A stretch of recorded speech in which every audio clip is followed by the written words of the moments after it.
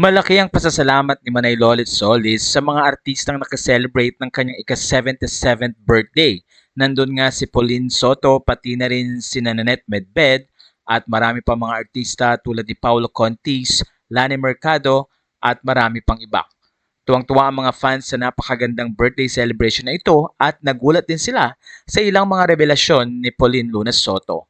Ayon sa kanya, happy birthday to the most misunderstood person I know. Nanay Lolit, the world may see you through a different set of eyes but you will always be a nanay to me. Mas takot pa ako pag nagagalit ka sa akin than my own mom.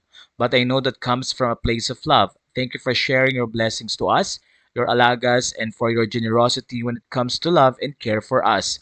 I pray for a healthier body for you, happiness, and more envelopes. We love you. Your loyal alagas will always be here for you. Matatandaang matagal na ring inihahandle ni Manay Lolit Solis ang kanyang pagiging manager kay Pauline Luna Soto. Kaya naman ayon sa mga fans, makikita na hawak ni Manay Lolit Solis ang magagaling na artista tulad ni na Christopher De Leon at maraming mga batikang aktor na hanggang ngayon ay siya pa rin ang manager. Ayon sa mga fans, mahusay mag-handle sa Manay Lolit Solis ng kanyang talent kaya naman hanggang ngayon ay malapit sa kanya ang mga big stars na hinahawakan niya.